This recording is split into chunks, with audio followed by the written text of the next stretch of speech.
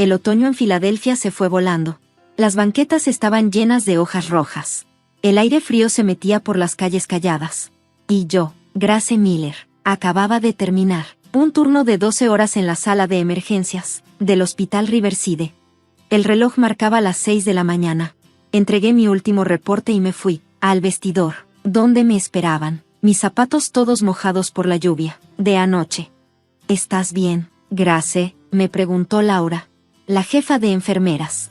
Yo sonreí tantito al salir, aunque tenía los labios resecos. Con que llegue a mi cama, sobrevivo.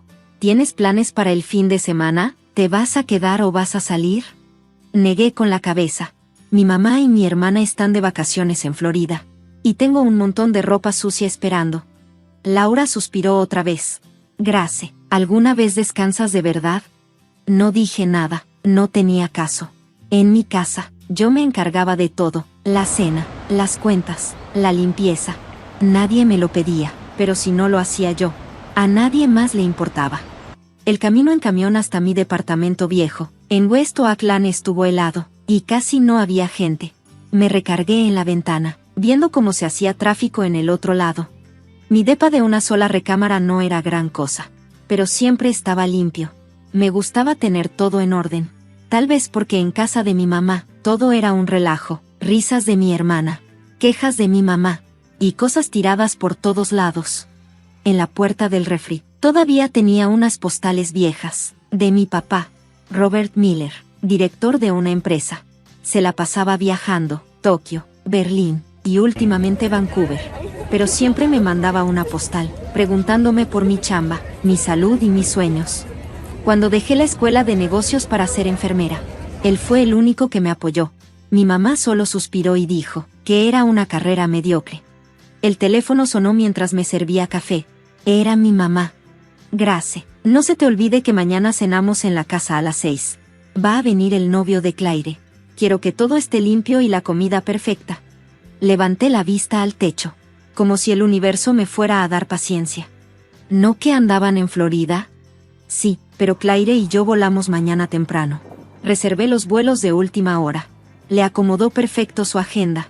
Tú te vas a encargar de todo. Haz los platillos que le gustan a Claire. Apreté la taza con más fuerza. Está bien, yo lo hago. Grace, siempre puedo contar contigo. Ya estás grande y eres enfermera. No debería ser tan difícil. Colgó como si le hubiera dado instrucciones a su asistente. Claire, mi hermana menor, acababa de sacar un título en diseño de interiores. Bonita, siempre bien arreglada, y el centro de atención. Para mi mamá, Claire era la consentida. Y yo, me partía el alma con turnos de 12 horas, salvando vidas. Pero seguía en segundo plano. El teléfono volvió a sonar. Era una videollamada de mi papá. Hola, mi niña fuerte, ¿cómo va todo? Sonreí. ¿Dónde andas, papá? En Vancouver. El proyecto está más difícil de lo que pensé. Me voy a quedar unas semanas más. Perdón si no llego para tu cumple. No te preocupes, lo entiendo. Pero Grace, si necesitas algo, llámame cuando quieras. Está bien. Agaché tantito la cabeza. Él ya sabía que algo no andaba bien. Me voy a cuidar, y también cuidaré a mamá y a Claire. Ese lugar se vendría abajo sin ti. Solté una risita. Su broma fue como una palmada calientita, desde el otro lado del país. Después me senté junto a la ventana, toda salpicada por la lluvia, con mi taza en la mano. Ya me había acostumbrado a ser la que está detrás de todo, la que nadie ve, pero que siempre está. Yo siempre trataba de tener todo bajo control, pero algo dentro de mí empezó a moverse, como una chispa entre las cenizas. Me desperté el sábado en la mañana con el sol metiéndose por las persianas. Sentía que ni había dormido. El primer mensaje en mi celular era de mi mamá. Claire dice que a su novio le gusta el salmón ahumado, que se vea bonito y no se te olvide cambiar el mantel. El viejo se ve muy corriente. Me quedé viendo la pantalla unos segundos, luego la dejé a un lado. Una parte de mí quería ignorar el mensaje, pero la otra parte, la que ya está acostumbrada a hacer caso, se levantó y empezó a hacer la lista del súper en la cabeza. Mientras empujaba el carrito en un supermercado lleno de gente, Claire me mandó otro mensaje. Grace, ¿puedes comprar una botella de vino tinto orgánico? No compres del barato. Jeff es medio especial. Me quedé dudando unos segundos. Ella agregó, sí puedes, ¿verdad? Pero las dos sabíamos que no era una pregunta. Era una manera amable de decir, hazlo. Mientras revisaba si esa botella entraba en mi presupuesto, me mandó otro mensaje. Ah, y si ves tulipanes blancos, llévate unos. Mamá dice que al papá de Jeff le gusta lo minimalista. Me paré en el pasillo de los vinos, con los dedos sobre la etiqueta más barata que aún se veía bien. Sentí como si estuviera preparando una cena elegante, en la que yo ni siquiera estaba invitada. Esa tarde llegué a casa de mi mamá y me puse a limpiar el piso, a tallar las ventanas, a preparar los ingredientes. En la cocina hacía un buen de calor. El cabello se me pegaba al cuello, y el tiempo se me iba volando. Mi mamá y Claire aún no volvían del aeropuerto, pero los mensajes seguían llegando. Grace, acuérdate de no poner cebolla en la ensalada. Jeff es medio alérgico. Y enjuaga las copas de vino. La última vez se veían sucias. Los leí varias veces, como si fueran instrucciones para un examen. A las 4 de la tarde, todo ya estaba listo. La cocina brillaba. La mesa se veía bien puesta. Me senté tantito, sudando, con mechones de cabello suelto en la frente. Nadie me vio, nadie preguntó nada. Media hora después, la puerta se abrió de golpe. Claire entró con un vestido pegado y una maleta. Mamá llegó detrás, con su perfume llenando la casa. Ninguna dijo, gracias por hacer todo esto, o, se ve increíble. Mamá solo miró la mesa y dijo, bueno, aceptable, pero, ¿qué onda con los dobleces de las servilletas? Se ven mal hechas. Claire miró la ensalada y frunció la cara. ¿Cómo? ¿No hiciste risotto? Jeff tenía ganas. La miré y le contesté tranquila. No me dijiste que lo hiciera. Claire hizo cara de molestia y volteó a ver a mamá. Siempre hace lo que quiere. Me tragué las ganas de contestar, como siempre. Solo escuché a mamá decir, Grace, entiende que Claire apenas está armando su futuro. Tú ya estás estable. Ayudar tantito no te cuesta nada, ¿verdad? Estable. Eso siempre decían de mí, como si por tener un trabajo fijo y ganar mi propio dinero, ya tuviera que hacerme cargo de todo y de todos. La cena se acabó poquito después de las 8 de la noche. Jeff se fue. Claire lo acompañó a la puerta con su sonrisota falsa. Mamá se quedó en el sillón, con las piernas cruzadas, viendo su celular. Limpié la mesa sin decir nada. Y me puse a lavar los trastes mientras oía las risas de mi mamá y Claire detrás de mí. Cuando puse el último vaso en el escurridor, mi mano rozó un borde roto. Me corté el dedo. Un hilito de sangre bajó hacia el fregadero. Me quedé quieta. El frío en mi mano se sentía más claro que todo el enredo en mi cabeza. Desde atrás, la voz de mi mamá gritó, no se te olvide limpiar el vidrio de la ventana mañana, ¿eh? Tiene una mancha. Se ve horrible. Ni me molesté en contestar. Solo me enjuagué la sangre. Me puse una curita y subí en silencio a mi cuarto de antes. No prendí la luz. Me senté al borde de la cama, recargada en la pared. La luz del pasillo apenas se metía, y alcanzaba a ver mi mano apretada. No esperaba que nadie viniera a preguntar si estaba bien. Lo único que quería era un lugar tranquilo, donde la amabilidad no se acabara, con la excusa de que somos familia. Ese domingo, llovió durísimo todo el día en Filadelfia.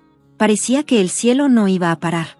Cada gota caía fuerte sobre la calle, como una advertencia silenciosa.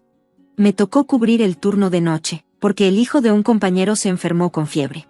La neta, estaba cansadísima. Pero aún así dije que sí. En el hospital, al menos, sentía que valía algo. A eso de las 7 de la mañana, salí del hospital Riverside. Las calles estaban mojadas. Los semáforos se veían borrosos por la lluvia. Me subí la bufanda, me cerré bien el abrigo, y lo único que quería era llegar a mi casa y dormir. Pero al cruzar Broad Street, a solo 4 cuadras de donde vivo, unas luces de un camión me dieron de lleno por el lado izquierdo. Se oyó un frenazo. El golpe fue como si el mundo se partiera. Y luego, todo se apagó. El lunes temprano, el hospital ya estaba lleno. La doctora Melinda Roberts, jefa de urgencias, acababa de empezar su turno, cuando sonó la alarma. Mujer de 28 años, politraumatizada. Accidente vial, en coma profundo. Cuando llegó la camilla, una enfermera soltó un grito. Es Grace, es la enfermera Grace Miller. Tenía la cara hinchada, llena de moretones. La sangre le bajaba de la frente a la mejilla. Estaba cubierta de lodo, con pedazos de vidrio clavados en el brazo y el hombro. Abrieron su expediente del hospital y encontraron el contacto de emergencia. Malene Miller, mamá. Llámenla ya, ordenó la doctora Roberts. El teléfono sonó varias veces. Por fin contestó una voz cansada, distraída. Bueno. Soy Malene Miller. Señora, le hablamos del hospital Riverside. Su hija Grace tuvo un accidente muy grave. Está en urgencias. Hubo un silencio raro. ¿Y por qué me llaman tan temprano?, dijo Malene, molesta. Voy saliendo a una cita con Clare en el spa. Señora, es urgente. Grace está en coma. Tiene hemorragia interna y varias heridas graves. Necesitamos que un familiar venga cuanto antes. Del otro lado solo se escuchó un suspiro largo. Ay, qué molestia. No puedo cancelarlo de esta mañana. Tenemos que recoger al perrito de Claire del spa para mascotas. A lo mejor paso más tarde, dijo. Y colgó. Del otro lado de la línea, el equipo de urgencia se quedó en silencio, sin poder creerlo. La doctora Roberts levantó la mirada y murmuró. No va a venir nadie. Luego se recompuso rápido. Concéntrate. Hay que salvarla. Somos su familia ahora. La cirugía duró 6 horas. Tenía el abdomen lleno de sangre, el hígado desgarrado, el fémur roto, y ya se veían señales de inflamación en el cerebro. El cuerpo que antes me servía para cuidar a otros, ahora estaba frío, quebrado, tirado en una mesa de operaciones. Y eran esas mismas manos, las de mis compañeros, las que ahora peleaban por salvarme a mí. Después de la operación, me pasaron a terapia intensiva. A mi lado, el respirador hacía un zumbido constante. Mi corazón latía rápido. No había nadie esperándome afuera. Ningún familiar. A las 11 de la mañana, la doctora Roberts volvió a marcar. Esta vez, la voz de mi mamá sonaba como si estuviera en un salón de uñas. Sí, ya sé, ya sé. No se preocupe. Grace es fuerte. Es enfermera. Seguro sabe cómo salir de esta. La doctora le contestó firme. Señora, su hija no necesita palabras bonitas. Necesita a su mamá. Ahora. Usted no entiende, respondió ella bajito. Si cancelo la cita de hoy, Clare se va a enojar. Reservó esto toda la semana. La voz de la doctora se endureció. Si no viene ahorita, puede que ya no haya otra oportunidad para decirle algo a su hija. Hubo silencio. Y luego, la llamada se cortó. Esa noche cayó como una losa. En terapia intensiva solo quedaba la luz blanca y fría. No se oyeron pasos conocidos. Nadie me tomó la mano. Solo Jennifer, una compañera del hospital, vino y se sentó a mi lado en silencio. Me agarró la mano y la sostuvo por horas. Grace, si me puedes oír, no te rindas. Todos aquí te estamos esperando.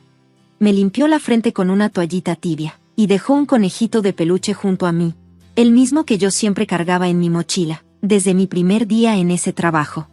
No dijo mucho, pero su presencia, callada y firme, era lo único que me sostenía entre la vida y la muerte. No desperté ni el primer día, ni el segundo, pero yo sabía, desde que ese camión me golpeó, mi vida ya no era la misma, y si algún día despertaba, ya no habría vuelta atrás. Solo una pregunta sonaba fuerte en mi cabeza. ¿De verdad a alguien le importaba? ¿O solo era yo la que mantenía la familia funcionando, hasta que me aplastó por completo? No recuerdo el momento exacto en que volví a respirar por mí misma. Solo tengo en la memoria una mancha blanca en el techo, y el pitido del monitor. Cada pitido me decía, sigue aquí. Estás viva. Pasó el primer día. Nadie vino. Pasó el segundo día. Tampoco vino nadie. Mientras tanto, Jennifer, mi excompañera, prácticamente se mudó a la UCI. En cada descanso de su turno, se sentaba a mi lado. A veces solo me acariciaba la mano. Otras me arropaba con la cobija. El doctor Roberts también se asomaba de vez en cuando. No solo para revisar mis signos, sino para hablarme con una esperanza frágil. Grace, si me escuchas, intenta mover un dedo, ¿sí? No podía moverme, pero si podía oírlos, escuchaba las voces preocupadas, las palabras suaves que me pedían que no me rindiera. La mañana del tercer día, la trabajadora social del hospital volvió a llamar a mi mamá. Señora Malene. La respuesta fue igualita a la del día anterior. Creo que Grace está bien. Las enfermeras siempre exageran para asustar a la familia. Señora, su hija no ha abierto los ojos.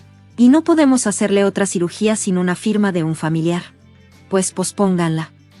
Estoy ocupada, tengo que llevar a Clare a probarse su vestido. Y colgó.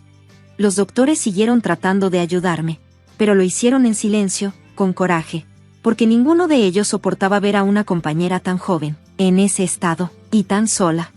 Al quinto día, parpadeé por primera vez. Muy lento, muy débil, pero lo suficiente para que Jennifer rompiera a llorar. Grace, si me escuchas, aprieta mi mano, por favor. Hice el intento. Mi dedo apenas se movió un poquito, pero para ella fue como un milagro. Me agarró fuerte la mano, sin soltarme. Al séptimo día, cuando por fin abrí bien los ojos, la primera pregunta que hice fue con la mirada, sin decir nada. ¿Dónde está mi papá? Nadie supo qué responder.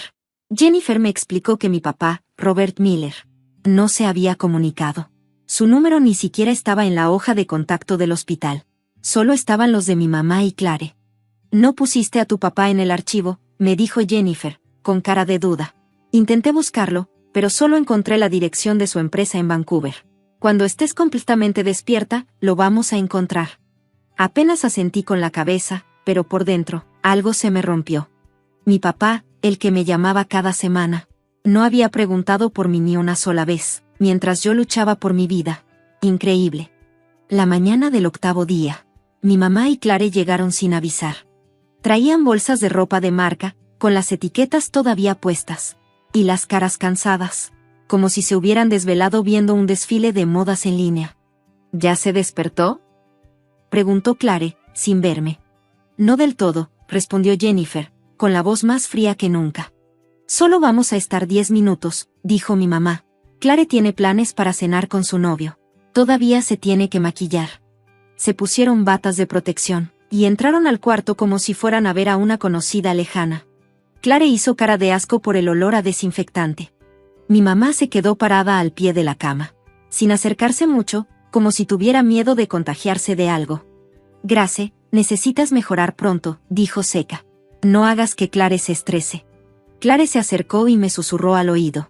No le digas nada a papá, sí. Si se entera, va a retrasar todo el proyecto. Jennifer estaba en una esquina, mirando sin decir palabra. Solo puso su mano sobre mi hombro. Una promesa silenciosa. No estás sola. 15 minutos después, ya se habían ido. Ni se habían quitado bien las batas. Y los tacones de Clare se oían alejándose en el pasillo. No volteé a verla salir. Solo cuando se cerró la puerta. Cerré los ojos lentamente. Ahí estaba yo, rodeada de máquinas que hacían ruidos, y cortinas blancas. Jennifer y otras enfermeras se turnaban para cuidarme, y ella venía en sus descansos. A veces se quedaba más tiempo del que le permitían. Mis pensamientos empezaron a vagar. La última vez que hablé con mi papá, había sido hace 3 semanas, él había dicho que seguía en Vancouver, que el proyecto iba a durar más de lo que pensaba, pero que si algo me pasaba, volaría de inmediato para estar conmigo. Entonces, ¿por qué no había mandado ni un solo mensaje? Volteé la cabeza despacito, buscando la mirada de Jennifer. ¿Quieres encontrar a tu papá, verdad?, me dijo bajito, y luego me tomó la mano. Me dio un cuaderno y una pluma. Asentí despacito. Cada movimiento me pesaba, como si mi cuerpo no pudiera creer que mi papá no hubiera venido. Jennifer me puso la pluma en la mano. Me esforcé y escribí con dificultad. Busca a mi papá. Está bien. Voy a hacer todo lo posible, me prometió. Le tomó casi medio día encontrar el correo de la asistente ejecutiva de la empresa, donde trabajaba mi papá, Robert Miller. Se llamaba Lorraine. Sonaba educada al teléfono, pero cuando Jennifer dijo mi nombre, hubo una pausa. ¿Grace Miller? ¿La hija del señor Miller? Y luego, silencio. Lo siento, dijo Lorraine por fin. Pensé que ya lo sabía. No sabe nada, respondió Jennifer. Y Grace acaba de sobrevivir a un accidente muy grave. Si nadie le dijo nada, ¿quién bloqueó la información? Lorraine no respondió de inmediato, pero menos de 2 horas después, sonó el teléfono de la UCI. Era una llamada desde Vancouver. Se escuchó la voz de mi papá. Sonaba como un caballo asustado. «Jennifer, ¿cómo está Grace?» Me dijeron que tuvo un accidente. ¿Por qué nadie me avisó? Jennifer me acercó el teléfono a la oreja. No podía hablar, pero escuchar la voz de mi papá me hizo llorar sin parar. Esa noche, cuando los doctores confirmaron que ya estaba lo bastante despierta como para salir de cuidados intensivos, Jennifer me dio un celular temporal. Mi papá me llamó casi de inmediato. «Grace, lo siento muchísimo. No sabía nada. Tu mamá solo me dijo que tenías una gripe y que no podías ir a trabajar. Si yo hubiera sabido...». Apreté el teléfono con fuerza. Mi voz apenas salió como un susurro. «¿Dónde estás ahorita?» «Sigo en Estados Unidos, mi amor, en Chicago. El proyecto de Vancouver terminó hace más de 2 semanas. Ahorita estoy trabajando desde casa. Estoy esperando mi vuelo de regreso a Filadelfia la próxima semana». Se me hizo un nudo en la garganta. Mi mamá había mentido. Y no fue una mentirita cualquiera. Fue un engaño completo. ¿Y por qué? Pedí que me dieran el alta antes de tiempo, con la condición de que el personal médico me vigilara. Jennifer se ofreció a cuidarme en su casa. Me negué a regresar a la casa de mi mamá. La tercera noche después de que me dieron de alta, le pedí a Jennifer que me llevara a mi antigua casa. Le dije que había olvidado unos papeles, pero en el fondo, sentía que algo me empujaba a volver. No para hacer preguntas, sino para escuchar. Llegamos como a las 8:30 de la noche. Las luces de la planta baja seguían prendidas. Usé mi vieja llave. Mi mamá nunca cambió la chapa. Entré por la puerta de atrás, despacito, como si fuera una invitada. No encendí las luces ni dije nada. Solo caminé en silencio hasta la sala. Se oían voces claras. Mi mamá, Meline, y un hombre. «Tienes que tener cuidado», decía ella. «Robert todavía no sabe nada. Si empieza a sospechar de nosotros, se acabó. Llevas más de 15 años mintiendo. ¿De qué tienes tanto miedo?» La voz era de Joseph, un viejo amigo de la familia. Había trabajado con mi papá hace muchos años. Yo me quedé parada detrás de la puerta. El corazón me latía tan fuerte que lo sentía en la piel. Mi mamá siguió hablando. Le dije a Robert que Grace tenía gripe. Y esa niña es tan obediente que nunca lo cuestiona. Todavía cree que su papá está en Vancouver, cuando en realidad él solo está en Chicago. «¿Y Clare?», preguntó Joseph. «Él no sabe nada, por suerte», dijo mi mamá. «Pero aún así, tenemos que tener mucho cuidado, sobre todo con el tema de su verdadero papá». Sentí como si se me cortara la respiración. Algo dentro de mí se rompió en seco, como si me congelara. «Robert no es el papá de Clare», siguió diciendo mi mamá. «Tú lo sabes. Pero si se entera, todo se va a venir abajo». Desde dentro de la casa se oían copas de vino chocando. Afuera, sentí como mi corazón se hacía pedazos. Ya no podía seguir escuchando. Me temblaban las manos. Saqué mi celular y puse a grabar. Quería tener pruebas. No solo para mí, también para mi papá. Salí de esa casa sin que nadie se diera cuenta. Pero desde ese momento, supe que todo lo que yo había llamado familia había sido una gran mentira, una obra de teatro muy cansada. Me tomó casi 2 días juntar todo. Primero, la grabación.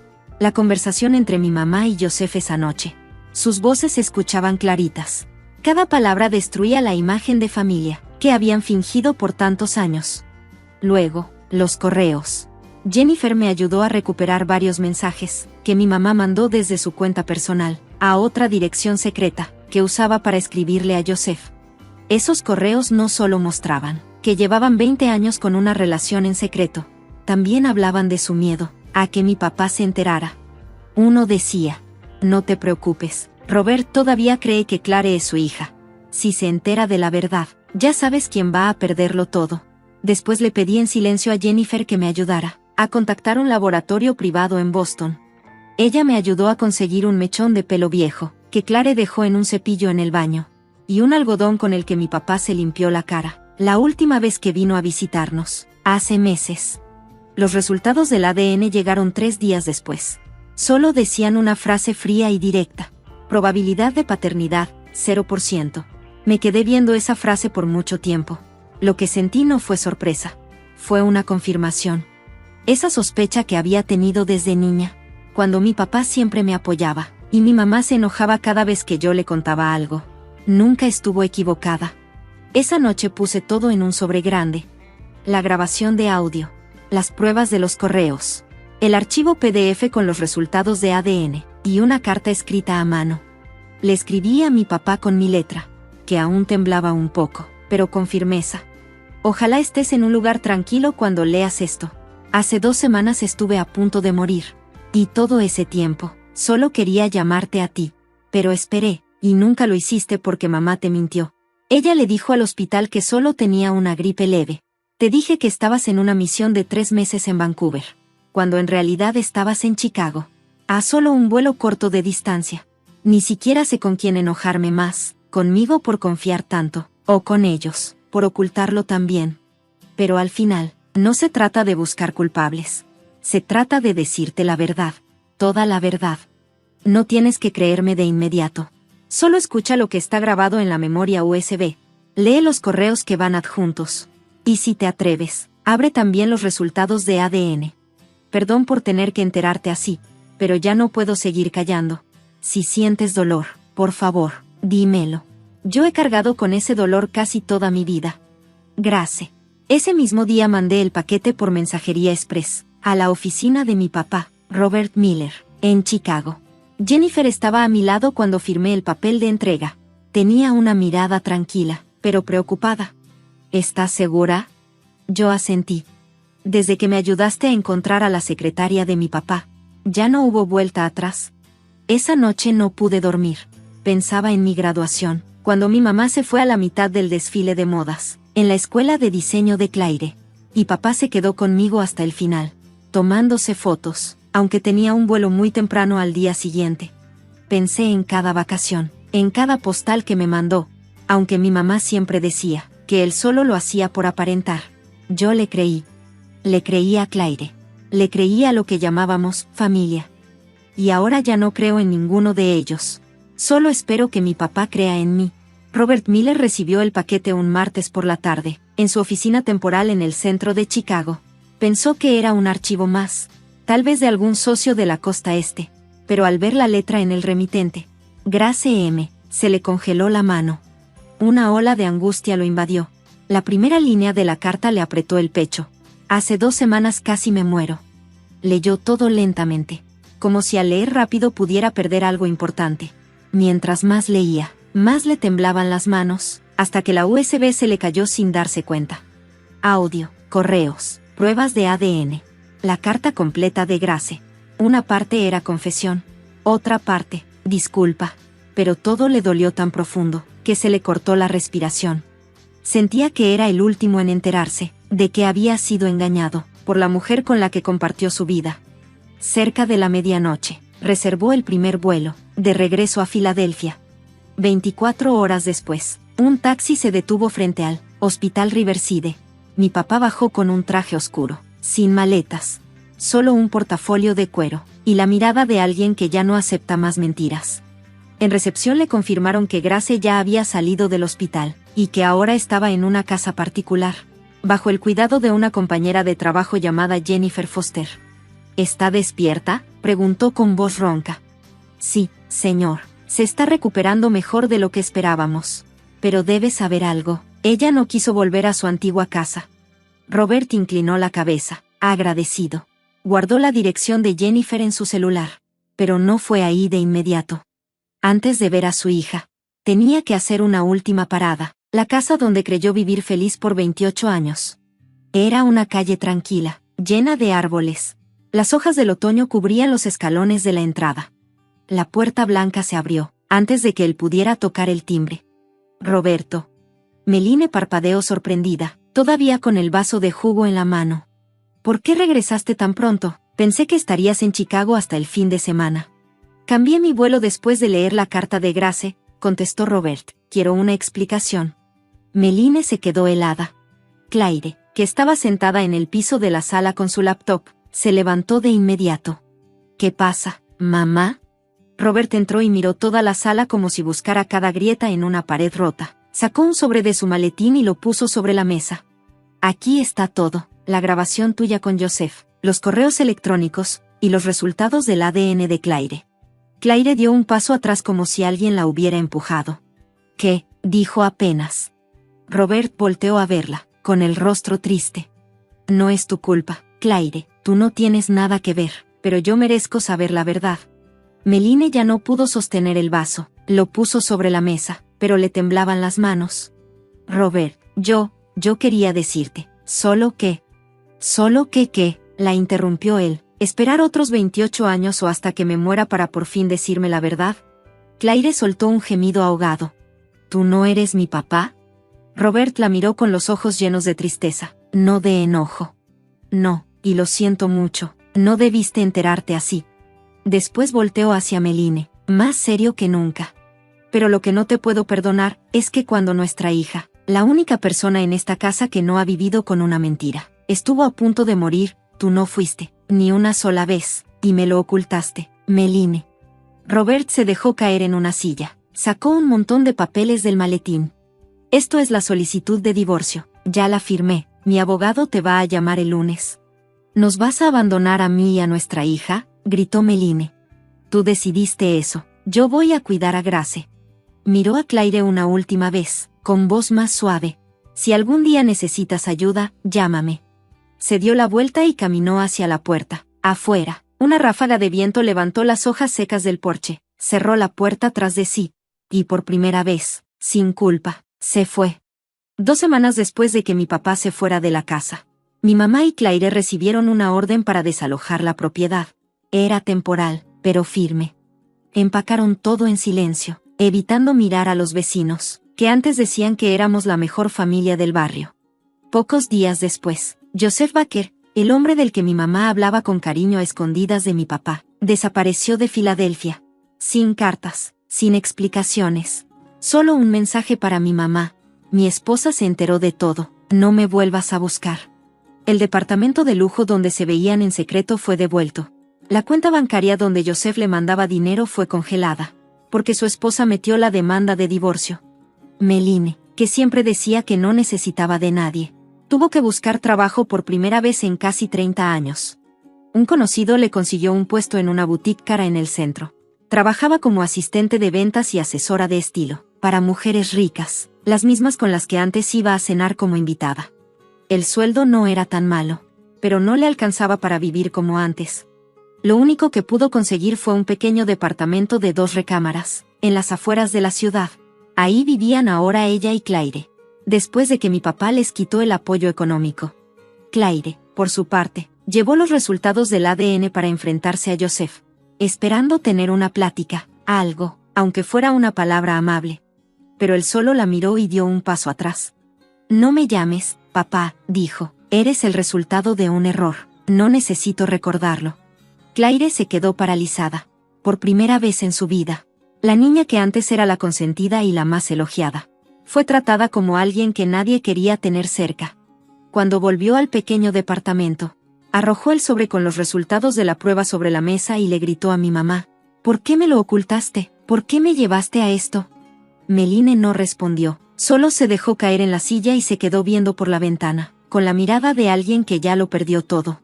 Claire ya no era la princesa de antes, ahora era solo un recuerdo de un error del pasado que no se podía borrar. Yo no me enteré de todo esto por ellos, sino por un ex empleado de la boutique donde trabajaba mi mamá. Él era amigo de una paciente que yo atendí en el hospital. La noticia no me cayó como una venganza, sino como una lección, no importa cuánto tardes, las consecuencias siempre llegan. Yo nunca quise que sufrieran, pero ya no le tengo miedo a la verdad. Decidí vivir con ella, aunque me costara la mitad de mi infancia. 2 meses después de todo, me fui a vivir con mi papá a un pequeño departamento en West Boston, cerca del parque Charles Gate y a menos de 10 minutos en coche del hospital. El departamento no era lujoso como la casa de antes, pero cada rincón estaba arreglado con cariño por él. Pintamos las paredes de color crema, colgamos fotos viejas que mi mamá había escondido, y mi papá me puso una repisa solo para mí, en la casa vieja. Nadie se preocupó por algo así, ni siquiera cuando me gradué de enfermería. Mi papá rechazó oficialmente un puesto importante en la oficina de Chicago para quedarse como asesor en la sede de Boston. Me lo dijo con firmeza.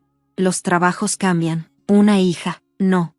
Esa primera noche en el nuevo depa, serví sopa. Mi papá se sentó a la mesa sin laptop, sin celular, solo con una libreta donde había anotado que necesitábamos para la cena. No estoy acostumbrada a verte tan tranquilo, le dije, sonriendo.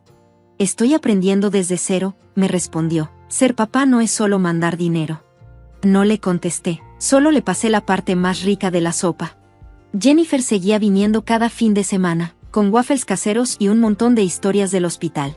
Y poco a poco, también llegaron otros compañeros. Daniel, el anestesiólogo tranquilo que amaba el jazz en secreto. Liz, la jefa de enfermeras que me hizo llorar en mi primer año, ahora traía flores frescas cada vez que venía. Nuestro pequeño depa siempre estaba lleno de risas. Las batas blancas se habían convertido en una familia, no por la sangre, sino por todo lo que habíamos pasado juntos, dolor, comprensión y cariño. Esa Nochebuena, la nieve caía suave detrás de la ventana. En la mesa había vino tinto, tartas de almendra y sopa de calabaza, gracias a una receta de la jefa de enfermeras. Mi papá, con un suéter azul marino, se paró en medio del cuarto y levantó su copa. Todos se quedaron en silencio. Una vez pensé que ya tenía una familia, dijo despacio, hasta que estuve a punto de perder a la única persona que sí lo era. Gracias por estar cuando yo no pude. Y gracias, hija mía, por enseñarme esto. La familia no se trata de la sangre, se trata de la verdad. Levantó la copa. Por una familia de verdad. Por una familia surrealista, repetí. Antes de que terminara la noche, bajé al buzón. Entre las facturas y postales de Año Nuevo, había un sobre sin remitente, solo mi nombre escrito con una letra que conocía bien. No tuve que abrirlo para saber quién lo mandó. Subí con él, lo puse con cuidado sobre la barra de la cocina, lo miré unos segundos, y luego lo tiré a la basura, sin decir nada. Ya no era parte de ese mundo. Mi papá lo vio, pero no preguntó, solo dijo: mañana quiero poner otra repisa. ¿Quieres un espacio para fotos con tus amigos? Sonreí. No necesito una repisa, solo quiero un rinconcito para colgar un cuadro con la gente que decidió quedarse. Afuera, la nieve seguía cayendo, pero dentro de ese depa, sabía que por fin estaba teniendo un invierno donde mi corazón ya no se sentía frío. Antes pensaba que la familia era algo que nunca cambiaba, hasta que estuve a punto de perder la vida y entendí algo: algunas personas comparten tu sangre, pero nunca te ven como suya. Y luego hay extraños que llegan, te toman de la mano y se quedan, aunque nadie más lo haga. Por un accidente perdí la ilusión llamada familia, pero encontré la verdad, el amor, y una vida donde ya no tengo que actuar. Ya no vivo para que me acepten, vivo para ser libre y ser yo. Hola a todos. Hace un año llevé a mis papás a la corte. ¿Por qué? Porque dejaron solo a mi hijo de 6 años en una iglesia. Nada más porque no quise prestarle $50,000 a mi hermano menor. Después de eso, aunque no quería, tuve que proteger a mi hijo. Les voy a contar todo para que entiendan por qué tomé una decisión tan fuerte. Hola, me llamo Bennett. Tengo 32 años y vivo en Atlanta con mi esposa y mis 2 hijos. Todavía me acuerdo muy bien de cuando Audrey y yo recién nos casamos. 4 años antes de eso nos conocimos en Georgia Tech. Yo estudiaba ingeniería y ella estaba en la escuela de enfermería. Después de 4 años de novios, nos casamos en la primavera de 2018. Cuando fue la boda, rentamos una casa de 2 pisos en los suburbios de Atlanta. Tenía un patio trasero grande y era una zona segura para los niños. En 2019 nació nuestro hijo Logan. Tenía los ojos azules como su mamá y una sonrisa que siempre me derretía el corazón. Desde el primer día, Logan se volvió la alegría y lo más importante en mi vida. Los primeros años con Logan fueron muy bonitos. Mis papás, Robert y Margaret, venían seguido a verlo. Lo querían mucho. Siempre le traían juguetes. Le contaban cuentos y hasta se ofrecían a quedarse con él en las noches para que Audrey y yo tuviéramos un rato para nosotros. Mi mamá, con voz muy dulce, le decía a Logan: eres el orgullo de la familia. Cada vez que Logan lo oía, se reía y corría a abrazarla. Cuando Logan cumplió 5 años, Audrey y yo hablamos sobre tener otro hijo. Queríamos que Logan tuviera un hermano para jugar y compartir. Unos meses después, Audrey me dio la noticia de que estaba embarazada. Sentí que mi vida era perfecta y que no podía pedir nada más. Pero para entender el problema que vino después, tengo que hablarles de Derek, mi hermano menor. Él es 4 años más joven que yo. Desde que éramos niños, mis papás lo trataban con muchos privilegios que yo nunca tuve. Por ejemplo, cuando Derek tenía 10 años y quería aprender piano, mis papás lo metieron en clases carísimas. Pero cuando yo tenía 14 y quería entrar al equipo de fútbol de la escuela, me dijeron que no porque era muy caro. Cuando les pregunté por qué, mi papá solo dijo fríamente, Bennett, tú eres el hermano mayor. Tienes que entender y hacer sacrificios por tu hermano. Desde ese día, entendí que yo siempre tenía que ceder por Derek. Derek era listo y hablaba bien, pero no era constante. Empezó a estudiar negocios, pero dejó la carrera a la mitad. Luego intentó muchas cosas, fotografía, diseño gráfico, marketing en internet, pero nunca terminaba nada. Y cada vez que fallaba, mi mamá decía, Derek solo necesita encontrar lo que de verdad le gusta, dale tiempo. Yo sentía que mis papás siempre lo defendían sin razón.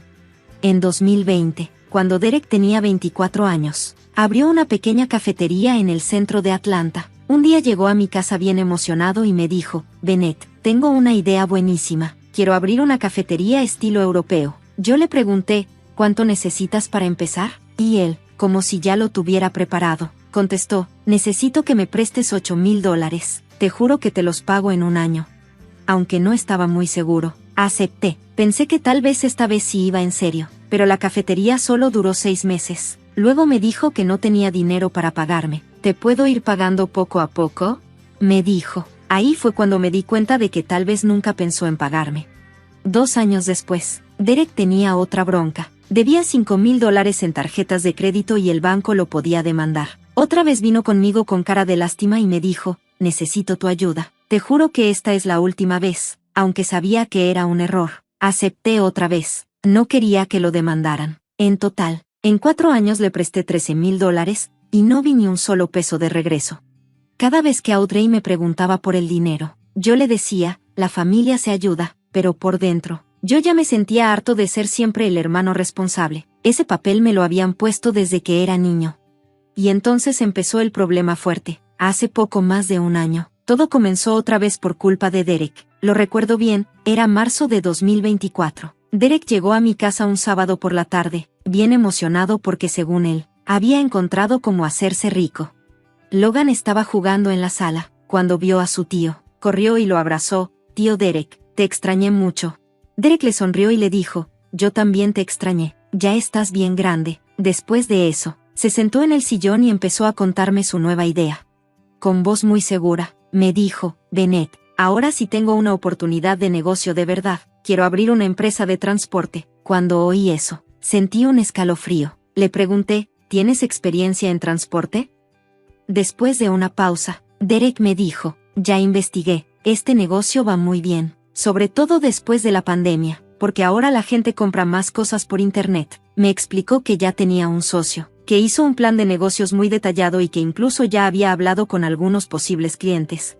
En papel, todo sonaba perfecto. Al final de la plática, Derek me soltó, necesito $75,000 para empezar, ya junté 25,000, ¿tú me puedes ayudar con lo que falta? Cuando escuché la cantidad, solté un suspiro y le dije, Derek, eso es muchísimo dinero, necesito pensarlo. Él asintió, pero vi en sus ojos que se sintió muy decepcionado. Más o menos un mes después, Derek me llamó para darme una buena noticia. Me dijo que el banco le dio un préstamo y que ya había comenzado su empresa. Lo felicité de corazón y en el fondo deseé que esta vez sí le fuera bien. Durante los primeros 3 meses, Derek estaba muy animado. Compró 2 camiones usados, contrató a 2 choferes y empezó a recibir pedidos. Todo iba bien. Pero para el 4.º mes, Derek ya se estaba quejando. Decía que la gasolina estaba muy cara, que los clientes no le pagaban a tiempo, y que uno de los choferes renunció de repente. Con voz cansada me dijo, las cosas no están saliendo como pensaba, ya tengo problemas con el dinero. Me dio tristeza escucharlo así. Ya para el 5.º mes, Derek aceptó que su negocio estaba perdiendo mucho dinero. Le debía al banco, a los de la gasolina, y hasta al chofer que le quedaba, porque no le había podido pagar su sueldo. Una noche de octubre, llegó a mi casa, se veía mal, con los ojos rojos y sin nada de esa confianza que antes tenía. Con voz temblorosa me dijo, fracasé, mi empresa ya casi se va a la quiebra y no sé qué hacer. En ese momento supe que me iba a pedir algo que yo no podía darle. Después de un momento en silencio, me miró y dijo, Bennett, necesito que me prestes $50,000 para salvar la empresa y pagar las deudas. En cuanto escuché eso, sentí una presión en el pecho. $50,000 era muchísimo dinero, y justo Audrey y yo estábamos ahorrando para nuestro segundo bebé. Le respondí con firmeza pero con calma, Derek, ya te he ayudado muchas veces, Esta vez no puedo. Cuando le dije que no, su actitud cambió de inmediato. Se le puso roja la cara y me habló con enojo. Tú tienes dinero y aún así no quieres ayudar a tu hermano. ¿Sabes el infierno que estoy viviendo? Traté de mantenerme tranquilo y le dije, Derek, en los últimos 4 años te he prestado $28,000 y no he visto ni un peso de regreso. Yo también tengo mi familia y mis responsabilidades. Apenas terminé de hablar, se paró frente a mí con cara de enojo. Me gruñó, ¿neta me vas a sacar en cara cosas del pasado? Estoy en problemas y tú contando centavitos. Ahí fue cuando entendí que Derek nunca me vio como su hermano, sino como un cajero automático. Me levanté y le dije, tienes que aprender a salir adelante tú solo, Derek, ya tienes 28 años, no puedo seguir rescatándote siempre. Él soltó una risa amarga y me dijo, está bien, ya verás, le voy a contar a mis papás, que vean quién eres en realidad. Después se dio la vuelta y salió dando un portazo. Me quedé sentado con la cabeza entre las manos. Audrey salió de la cocina con cara preocupada. Se sentó junto a mí y me preguntó, ¿estás bien? La miré y le dije, creo que acabo de perder a mi hermano. Ella me abrazó y me susurró, hiciste lo correcto. No podemos sacrificar nuestra familia por alguien que no lo valora. En ese momento, supe que tomé la decisión correcta. 3 días después de la pelea con Derek, mi mamá, Margaret, me llamó. En cuanto contesté, me habló sin saludar. Bennett, Derek me dijo que no quisiste ayudarlo. Quiero saber qué pasó. Al escuchar su tono, suspiré y le expliqué. Mamá, ya ayudé a Derek muchas veces. No puedo prestarle $50,000. Pasaron unos segundos y me contestó con tono regañón. La familia debe apoyarse en los momentos difíciles. Derek está en crisis y tú estás siendo egoísta. Al escuchar eso, me dio coraje. Le dije, ¿sabías que le presté $13,000 y no me ha pagado ni un peso? Se quedó callada un rato y luego dijo, el dinero no es lo más importante, lo que importa es que son hermanos, tú estás bien, y aún así le echas en cara lo que le diste. Ahí entendí que no tenía caso seguir hablando con ella. Le dije adiós y colgué. Unas 2 horas después, mi papá, Robert, me llamó, su voz sonaba fría. Me dijo, Bennett, me decepcionaste, solo te importa tu esposa y ya te olvidaste de tu verdadera familia. Esas palabras me dolieron muchísimo. Intenté explicarle, papá, no me he olvidado de ustedes, pero también tengo que cuidar a mi esposa y a mis hijos. Después de unos segundos, me respondió, Derek es tu hermano, si le va mal, tú vas a ser el culpable por no haberlo ayudado. Y colgó sin dejarme decir nada más. Después de la llamada, me quedé sentado en la sala sintiéndome vacío. Audrey estaba trabajando en el turno de noche en el hospital. Logan ya estaba dormido, y yo me sentía más solo que nunca. 2 días después, mi mamá, Margaret, volvió a llamar. Esta vez su voz sonaba más tranquila, pero seguía insistente. Me dijo, Bennett, no quiero que la familia se rompa por dinero. Por favor, piénsalo otra vez. Al escuchar eso, le respondí con firmeza, mamá, ya decidí, no puedo seguir sacando de apuros a Derek para siempre. Cuando dije eso, mi mamá se quedó callada. Luego dijo algo que me puso la piel chinita. Si no ayudas a Derek, no esperes que olvidemos esto. En ese momento supe que tenía que decidir, o seguía haciendo todo lo que me pedía mi familia, o ponía un alto de una vez. En septiembre de 2024, Audrey ya estaba en su 8º mes de embarazo. Aunque las cosas con mi familia estaban tensas, traté de enfocarme en prepararme para recibir a nuestro nuevo bebé. Logan estaba emocionado porque iba a ser hermano mayor. Todas las noches, antes de dormir, le ponía la mano a la panza de Audrey y le hablaba a su hermanita. Decía con su vocecita, hola, bebé, ya quiero que salgas para jugar contigo. Audrey sonreía y le acariciaba la cabeza. Momentos así me ayudaban a olvidarme de los problemas con Derek y mis papás. Decoramos el cuarto del bebé con colores rositas. Compramos todo lo que se necesitaba, y hasta dejamos que Logan escogiera los primeros juguetes para su hermanita. En ese tiempo, mis papás seguían llamando de vez en cuando, pero ya no hablaban de Derek. En vez de eso, preguntaban cómo iba el embarazo de Audrey y cómo estaba Logan. Un fin de semana, mi mamá me llamó y me dijo, quiero ver a Logan, lo extraño mucho. Cuando oí eso, sentí alivio. Pensé que quizá ya habíamos dejado todo atrás, así que les dije que podían venir a visitarnos el próximo fin de semana. Cuando llegaron, trajeron regalos para Logan y se veían contentos de verdad. Preguntaron por Audrey, jugaron con Logan y hasta ayudaron a preparar la cena. Al ver a todos felices, Pensé que tal vez ya habíamos superado la crisis. Pero no sabía que lo peor aún no pasaba. Unos 2 meses después, me estaba alistando para irme a trabajar un lunes por la mañana cuando Audrey gritó desde el baño. Corrí a verla y la encontré agarrándose la panza, con la cara llena de dolor. En ese momento supe que el bebé venía ya.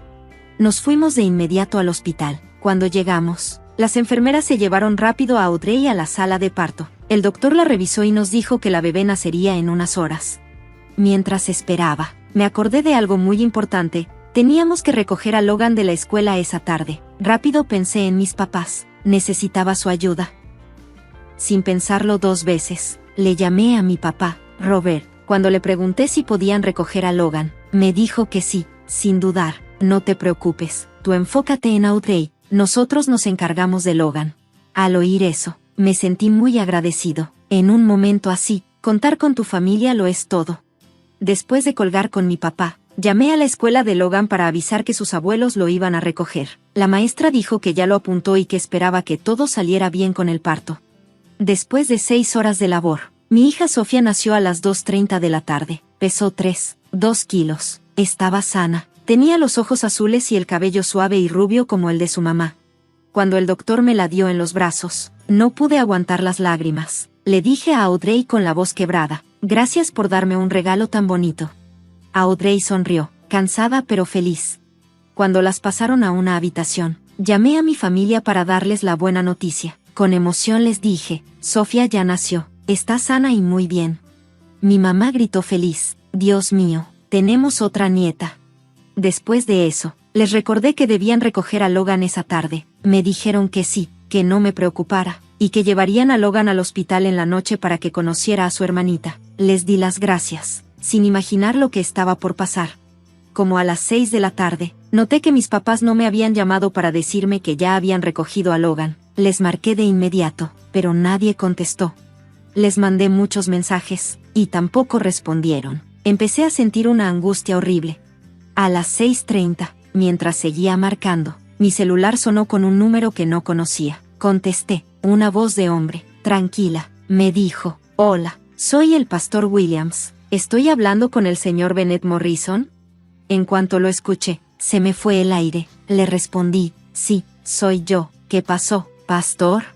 Me contestó con tono preocupado. Encontramos a un niño llamado Logan sentado solo en la iglesia. Tiene una pulserita con tu nombre y tu número. En ese momento sentí que el mundo se me venía encima. Casi grité, ¿mi hijo está ahí? ¿Está bien? ¿Le pasó algo? El pastor Williams me dijo, no está herido, pero está muy asustado y ha estado llorando mucho. Con la voz temblando, le dije, pastor, voy para allá en este momento, por favor, no deje que nadie se lo lleve. Me respondió de inmediato, aquí lo cuidamos, ¿está seguro? Te esperamos. Colgué y volteé con Audrey. Le dije, mis papás dejaron a Logan en una iglesia, tengo que ir por él ya. Al escuchar eso, Audrey empezó a llorar desconsoladamente. ¿Cómo pudieron hacerle eso a Logan? Le di un beso en la frente a Audrey y le dije, quédate aquí con Sofía, ahorita traigo a Logan. Como a los 30 minutos llegué a la iglesia, pero esos 30 minutos se sintieron como si hubiera pasado media vida. El pastor Williams ya me estaba esperando en la entrada. Se veía como de unos 50 años, con una cara amable, pero con ojos llenos de preocupación. En cuanto me vio, me dijo, señor Bennett, el niño está en mi oficina. Entré y vi a Logan hecho bolita en una silla grande, abrazando el osito que Audrey le había regalado. Tenía los ojos bien rojos de tanto llorar, el pelo todo despeinado y la ropa arrugada. En cuanto me vio, se me lanzó a los brazos llorando. Papá, tenía mucho miedo. Los abuelos me dijeron que ya no me querías. Cuando escuché eso, lo abracé con todas mis fuerzas. Sentí que se me rompía el corazón. En ese momento supe que nunca iba a poder perdonar a mis papás por lo que le hicieron.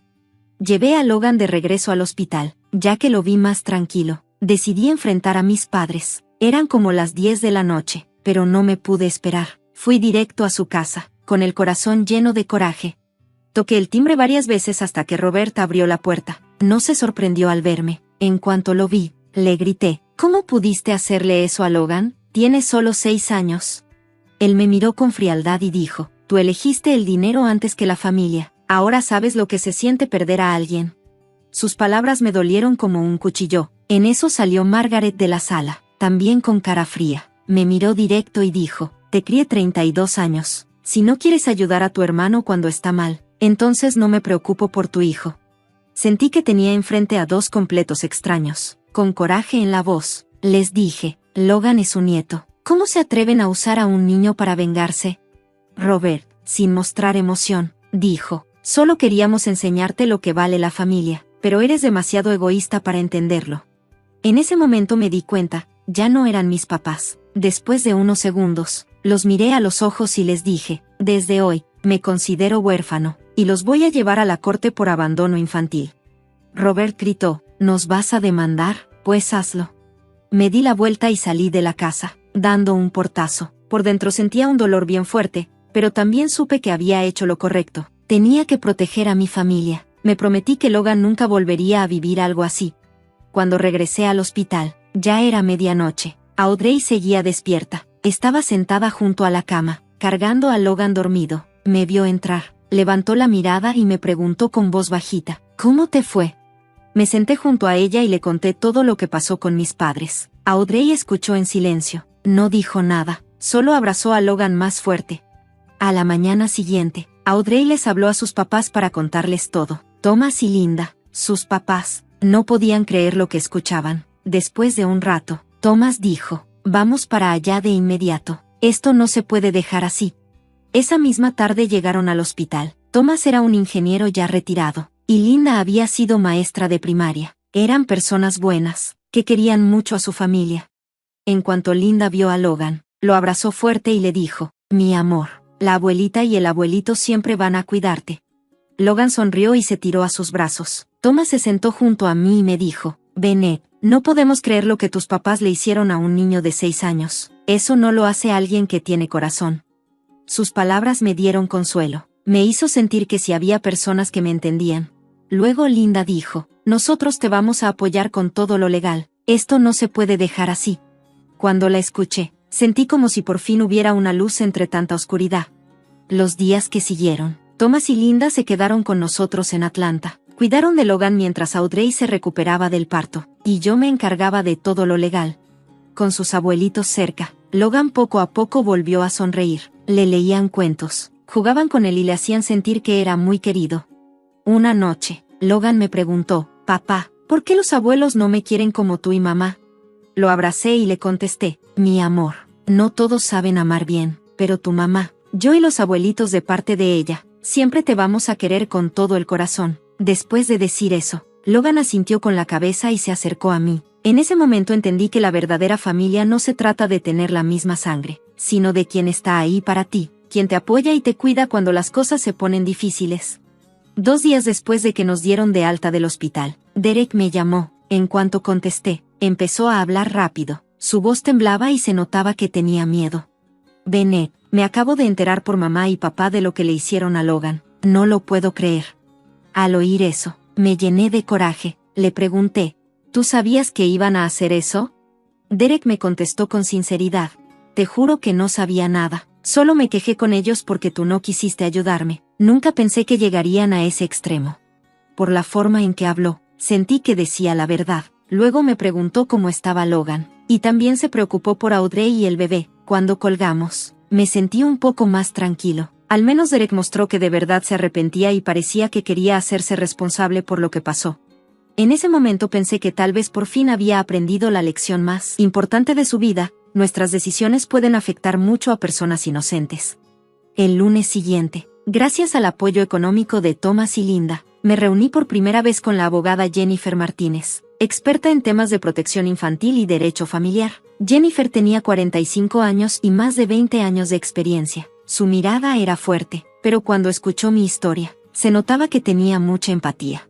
Después de oír todo, Jennifer me dijo, este es uno de los casos más graves que he visto. Usar a un niño para vengarse es algo que no se puede permitir.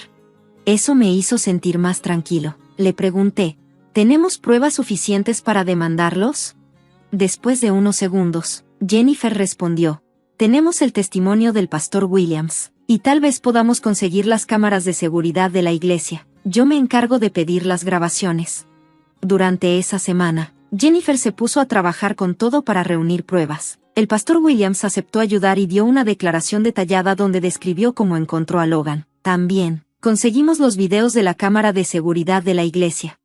Ahí se veía claramente cómo Robert y Margaret dejaron a Logan a las 5 de la tarde. Ni siquiera hablaron con nadie del lugar. Lo más fuerte fue ver en el video cómo Logan corrió detrás de ellos, y Margaret lo empujó suavemente y le dijo que se quedara ahí. Esa escena me rompió el corazón. Jennifer también consiguió el informe del psicólogo de Logan. El documento decía que el niño mostraba señales claras de ansiedad y estrés por lo que había pasado. Después de 2 semanas de preparar todo, Jennifer presentó la demanda contra Robert y Margaret. Los acusamos de poner en peligro a un menor, abuso emocional y abandono. Cuando ellos recibieron los papeles de la demanda, contrataron a un abogado y negaron todo. Más tarde, el abogado de ellos contactó a Jennifer para proponer un acuerdo fuera del juzgado, pero yo me negué. Le dije a Jennifer: quiero que esto se vea en los tribunales. Nadie debería lastimar a un niño y salirse con la suya. Jennifer asintió y seguimos adelante con el caso. 3 meses después, fue el juicio en el tribunal del condado de Fulton. Como el caso era muy grave, había reporteros locales cubriendo el proceso. Ese día me senté en la primera fila con Thomas y Linda. Logan no fue porque queríamos protegerlo emocionalmente. Audrey se quedó en casa cuidando a Sofía. Robert y Margaret estaban sentados al otro lado, junto a su abogado. Me di cuenta de que evitaban mirarnos. La jueza del caso era Patricia Henderson, de 55 años, con 25 años de experiencia en juicios de familia. Cuando el juicio empezó, Jennifer se levantó y dio una declaración muy fuerte. Señoría, este caso no se trata solo de abandono infantil. Aquí se usó a un niño inocente como parte de una venganza personal. Al escucharla hablar con tanta firmeza, sentí que se había hecho bien en llevar el caso a juicio. Después habló el abogado de mis padres. Dijo: Señoría, mis clientes solo querían enseñarle a su hijo el valor de la familia. Nunca tuvieron la intención de hacerle daño a su nieto. Cuando terminó, Jennifer se levantó y respondió con firmeza: Señoría, abandonar a un niño de 6 años en un lugar público no puede verse como una lección. Eso es abandono. Luego llamaron al pastor Williams a testificar. Él explicó con detalle cómo encontró a Logan. Después mostraron el video del momento en que lo dejaron. La parte donde Logan corre detrás de sus abuelos y lo dejan ahí solo. Hizo llorar a varias personas en la sala. Después, llamaron a mi hermano Derek a declarar. Derek aceptó que él sí presionó a nuestros papás, pero dijo que no sabía lo que iban a hacer. También el psicólogo de Logan presentó un informe sobre cómo le afectó todo eso emocionalmente. Al final, llamaron a Robert y Margaret para que hablaran en su defensa. Ellos siguieron justificando lo que hicieron. Mi mamá dijo: solo queríamos que Bennett entendiera que la familia vale más que el dinero. Escuchar eso me dolió mucho, porque ella seguía sin entender todo el daño que había causado. Después de que los dos lados contaron su parte, la jueza Henderson pidió un descanso de 30 minutos antes de decir su decisión. Cuando regresamos, la jueza leyó la sentencia con voz muy seria. Este tribunal considera que los acusados abandonaron a un niño y le causaron daño psicológico serio. Se condena a Robert Morrison y Margaret Morrison a 18 meses de libertad condicional a cada uno, una multa de $15,000 cada uno, y no podrán tener contacto con su nieto Logan Morrison por 3 años. Cuando escuché eso, sentí como si me quitaran un peso enorme de encima. En ese momento supe que Logan estaba a salvo y que por fin se había hecho justicia. Un mes después del juicio, decidimos quedarnos a vivir en Atlanta, pero cambiamos completamente nuestro estilo de vida. En vez de huir de los recuerdos tristes, decidimos crear recuerdos nuevos en la misma casa. Audrey renunció a su trabajo en el hospital para quedarse en casa con nuestros 2 hijos. Tenerla ahí todos los días hizo que Logan se sintiera mucho más tranquilo.